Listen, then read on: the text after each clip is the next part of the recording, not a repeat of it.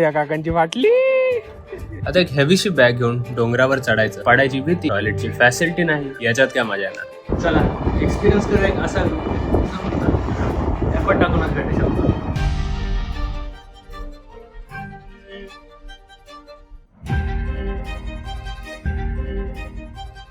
Overnight travel करून पहाटे 3 वाजता आम्ही पोहोचलो आंबेवाडी या बेस विलेजला. कैलाश काकांच्या घरी सकाळी 4 वाजता गरम चहा व पोहे खाऊन आमच्या ट्रेकला सुरुवात झाली. एका प्लेटमध्ये एवढी फुल झाली. रेंज ट्रेक करायची इच्छा खूप दिवसापासून मनात होती आणि ती पूर्ण होते महाराष्ट्राच्या सर्वात अवघड डेंजरस गडापासून, अलंग, मदन आणि कुलंग. आम्ही आधी मदन क्लाइंब करून तो एक्सप्लोर करणार आहोत. त्यानंतर मलंगची रॅपलिंग करून खाली येऊन अलंगवरती वापस क्लाइंब करणार आहोत. तिकडे ओव्हरनाईट टेंटमध्ये स्टे करून नेक्स्ट डे आम्ही कुलंगला ट्रेक करणार आहोत. अलंग, मदन, कुलंग या ठिकाणी जाणाऱ्या या 3 वाटा आहेत त्या ह्या एकाच ठिकाणी या गुहेत येऊन मिळतात, पण ही गुफा अजून कुणाला भेटली नाही. अशी रिस्की पॅथ चढून हार्नेसवर रोपच्या मदतीने आम्ही मदन क्लाइंब केला.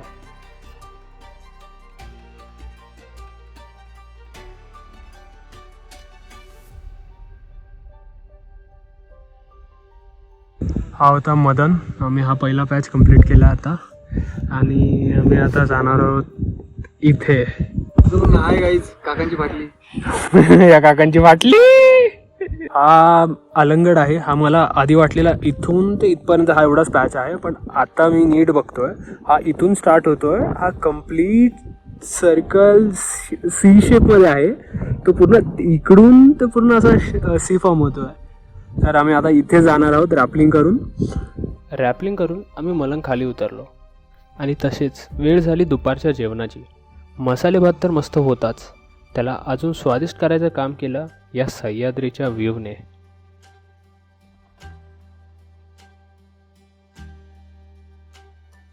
तर मसाले भात खाऊन आम्ही सुरुवात केली अलंग क्लाइंब करायला.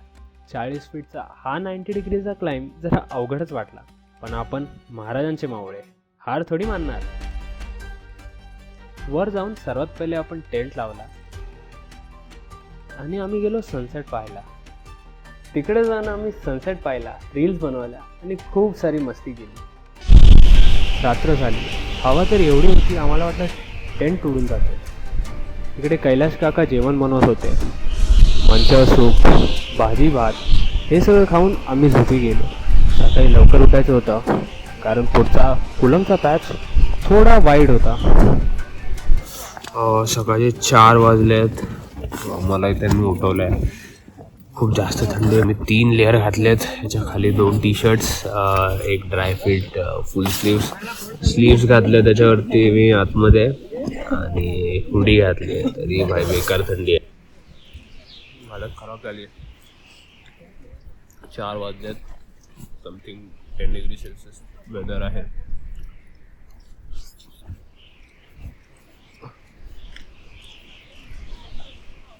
चहा पिऊन गरम.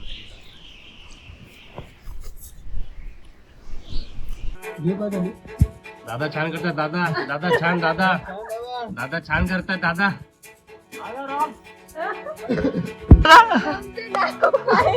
नाही आता व्हिडिओ बघितला काय येत नसतो. आता फोनवर मी भरोसा ठेवणार आहे. तोपर्यंत मी सर्च करणार नाही तोपर्यंत. प्लस माझी बॅग मीच भरणार. नाही बॅगच नाही घ्यायची.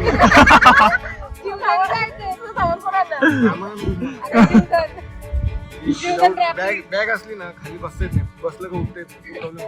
काय करायचं? बॅगच नको. पाणी कुठून पिणार? पाणी नाही, पाणी नको. त्याचा प्रॉब्लेम होऊन जातो लगेच.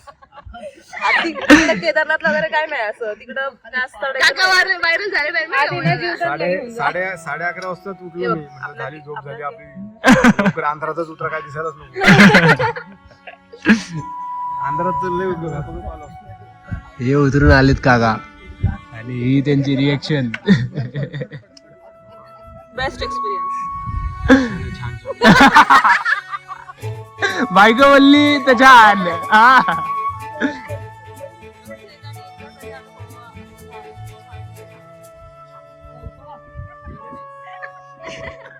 In a sarcastic way.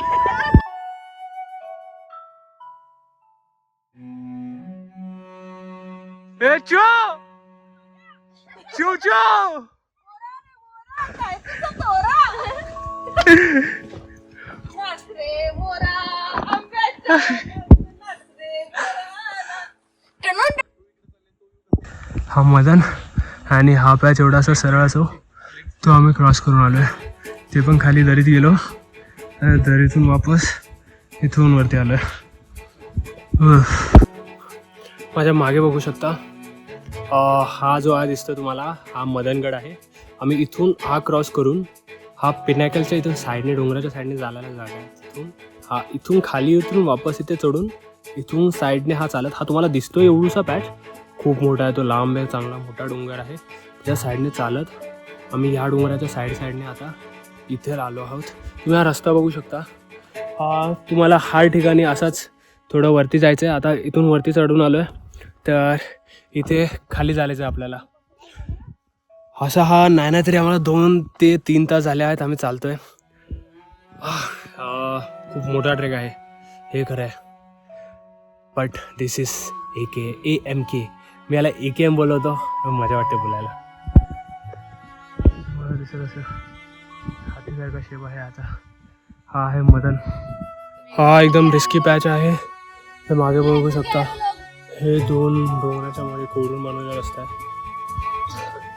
आणि इकडे हे जे बसलेत हे एकदम असा हा खडा चढून आलेत. खडा म्हणजे एकदम तुम्ही बघू शकता आता एकदम 90 डिग्री तरी नाही बट 70-80 डिग्रीचा पॅच आहे हा. आणि हा खालून तुला माहिती नाही ते लोक दिसतात की नाही तिथे तिथून पूर्ण तुम्हाला वरती यायचं आहे. हवा टाईट होते. अलंग आणि मलंग तुम्ही इझिली करू शकता. तिथे पण फक्त रॅपलिंग आणि क्लाइम्बिंग तुम्हाला जमली पाहिजे. पण तिथून हा जो पुढचा कुलंगडाकडे येणारा रस्ता आहे हा खूप मोठा पॅच आहे. हा नाही तरी ना आम्ही सकाळी 5 वाजता निघालेलो. खाली उतरलो रॅपलिंग करून खाली उतरलो आणि तिथून पुढे चालत चालत चालत नाही तरी आम्ही 1.5 ते 2 तास चाललो असेल. आमच्यातली एकाची विकेट पडली. तो ते पिनॅकल एक आहे. हे पिनॅकल इथे कुठे गेला इथे हा वाला. तर इथून ते रिटर्न गेले. जिथून आम्ही वरती चालत आलो तिकडून वापस येणार. आता आम्ही इथून जो असं चालत आलो आहे खालून तर इथून खाली जायला काहीतरी पॅच आहे आणि तिथे तुम्हाला खाली इथं कुठेतरी रस्ता आहे तिथे गाडी नेला आहे आणि तिथून वापस इकडे आंबेवाडीचा रस्ता. हा ना इकडे सगळे असे थकेहारे लोक बसलेले आहेत आणि ही द एक्सायटेड वन माझी बहीण.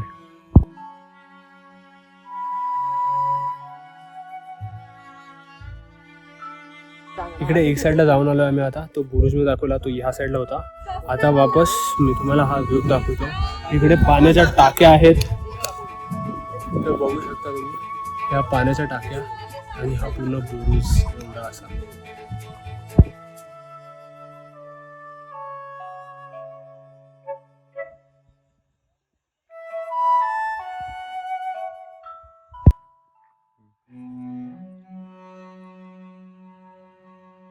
फोटोवरती आलो आहे आणि तुम्हाला व्ह्यू दाखवतो.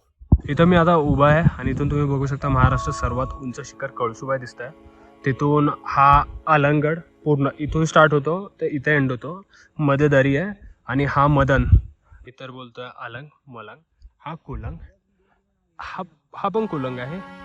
याला चौलंग काहीतरी नाव देऊन टाका. दोघेश भाई एवढा वरती आलेत. का कसारा दिसतोय मला वाटतंय. आणि आपल्या डॉगेश भाई आपण आलो स्वस्त अंदरबनात. भाई डेंजर आहे रस्ता. सस्ता अंदरबन. ओ भाई भाई भाई हो हो हो हा बघू शकता किती मस्त विव्या किती मस्त फुल एकदम जंगल वाईब आहे भाई. पान हे काय बोलतात पानं सरकतात जरा सांभाळून चालत जा. Yes starter.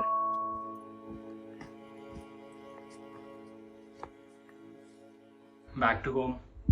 but dirty shoes, dirty clothes, tired as hell.